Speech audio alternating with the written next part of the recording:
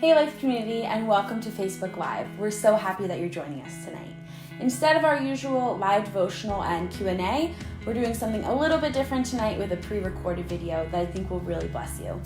Feel free to still chat, ask questions, and engage in our Facebook Live tonight. Hope you enjoy. This week we want to talk about finding your sweet spot. And we're going to look at a passage from the scriptures in just a moment in Ephesians chapter 5. If you'd like to turn there, we'll be starting in verse 15. But I want you to think about this. I'm not sure how many of you are baseball fans, but since I was a young boy, I love to watch baseball. And there's nothing more spectacular than when somebody hits it out of the park and the crowd goes wild and the fans are cheering, and it seems like it would be so strenuous. It would be such an effort. You'd have to use every bit of ability to hit a ball out of the ballpark over 400 feet. But you know what the reality is? Sometimes when home runs occur, the batter, he just swings the bat and he just gets that bat straight out over the plate, and he hits the ball at just the right time, and the ball finds the sweet spot on the bat. You know, it's an incredible thing. As soon as you hear the ball hit the bat on the sweet spot, you know it's bye-bye, baby. That ball is out of the park. You know as soon as you hear it that he's hit a home run. People are already standing on their feet. They're already beginning to cheer because that ball is gone.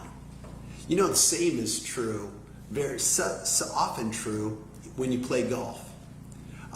If you swing hard, if you really try and hit the ball far, it's amazing how many times the ball goes left, the ball goes right, the ball goes straight up, the ball dribbles down the fairway.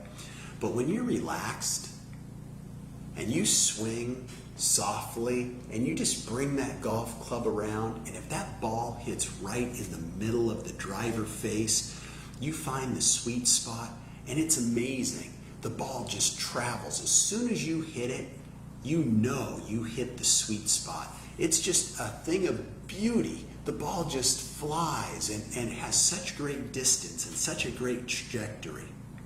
You know, life is often like that as well. God designed you for a purpose. You have a divine design, and God created you to do great things. You see, I believe that everyone is a 10 someplace. Everybody's been designed to do great things, that when they're doing those great things, they reflect the Lord in what they do. They do it with all their heart.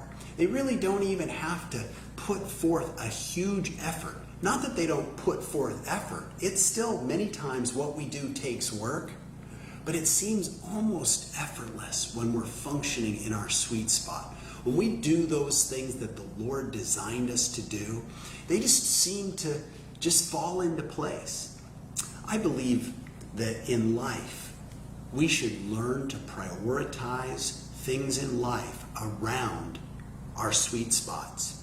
You know, I think Paul made mention to something, a very similar principle in Ephesians chapter 5. And I'd like to just read for you in Ephesians 5 and verse 15. Notice what he says.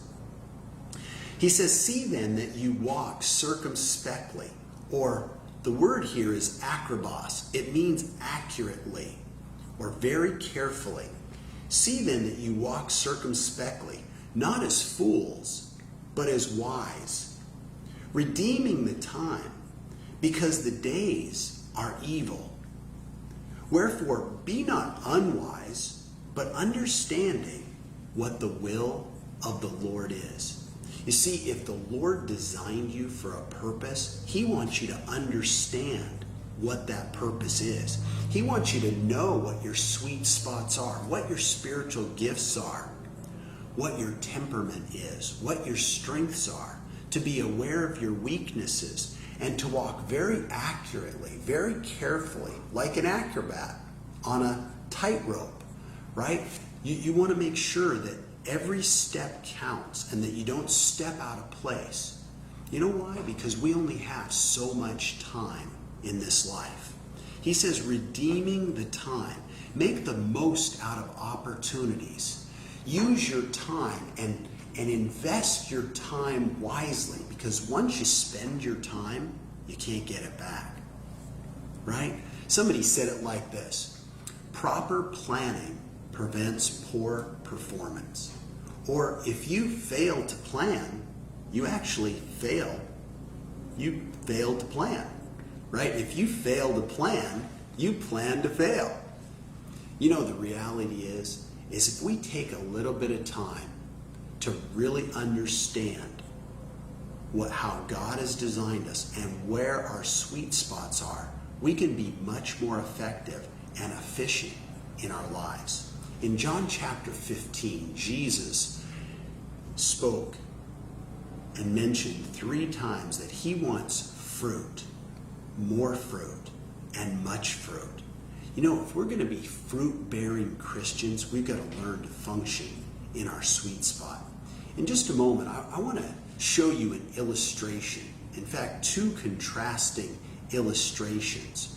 And I want you to be thinking about it as I do that. What are the priorities in your life? Because if you're going to fulfill your priorities in life, you've got to know what your priorities are. And you've got to learn to leverage time to be not just temporal, but eternal. You know, that's quite an amazing thing. That you can use temporary time that is fleeting, but you can invest your time. How do you invest your time? Is you prioritize relationships over tasks. You use your time and your talents and your treasures, your spiritual giftings, to build relationships that are redemptive. You see, I believe that relationships are more important than tasks, that people are more important than results. I know we all want to see results, but you know, the fruit, the reproduction of Christ's life in other people is what's really most important. I want to bring the best out in other people. I want the time that I have to be spent, not just spent, but invested in the lives of other people. Because when I do that, I'm redeeming the time. I'm leveraging time into the eternal so that it counts for all eternity. What we deposit in other people's lives count for all eternity. So consider this illustration. Often in life, you know, we have conflicting priorities. The reality is we all have jobs that we have to work at. We have lawns that we have to mow. We have children that we have to transport and take to different activities. We face traffic. We usually try and stay apprised of the news. There's a multitude of things that we try to accomplish in 24 hours. The reality is we all have 24 hours, no more and no less. So the question becomes, what are we going to do with the 24 hours that we've been given? So if today we could think about sand as something that we have been given that represents the details of life, just things that just have to get done on a regular basis. And if we pour some of that in life, and we are very taken with all the details of life, and then we have some, you know, this pea gravel can represent some of the other cares of this life. And then, you know, because of all these things that we have to do in life, we need some time for recreation. Perhaps that can be represented by the golf ball. And because life has been stressful, gosh, I want to have some fun. I need some good recreation. But then we have other things in life that are really important, like our families, right? And it's important to have quality time with our families. So we put our families in there. And then, you know what? We have our education. And gosh, that's vitally important. And then we have our jobs. And the Lord knows they don't pay us for working if we don't get work done. And the next thing we notice that life starts to fill up. And all of a sudden we wonder, you know what? There's other things. Gosh, I have to care for my parents. And they're sick. And all of a sudden I put that into life. And the next thing I go, oh my goodness, I need to spend time with the Lord. And the next thing, without even realizing it, life begins to overflow. And we just can't make everything fit. But I want to show you a contrasting option. There is another way. So if we consider that we have the same 24 hours and we choose to prioritize life around our sweet spots, and we say, really, what's most important in life? You know what? I begin to say, you know what? Maybe it's a relationship with the Lord. If I seek first the kingdom of God and His righteousness, all the other things will be added unto me. So I put the Lord first. I prioritize Him in my life. And then I say, you know what? My marriage is really important. So I'm going to take some time with my wife. That's vitally important. And I need to have time with my children, right? And I need to have time for work. And all of a sudden, I've put those things that are most important. And we know with all of those things in order is I've got lots of details. I've got time with my children, right? I've got other details that are just as important. Maybe all those details, mowing the grass. Notice, but all those things, they seem to fit in around the big priorities in life. And look at this. There's even a little bit of time for some recreation, time to have some fun, and then maybe even some time to have some recreation and enjoy life. It's amazing when you look at that. All of the same things, the same number of items are in this jar as the first one. I just chose to put the big rocks in first. And the less important things I put around them, and everything seemed to fit just fine. You know, this is really an important lesson. What are the big rocks in your life? What are the things that are most important in your life?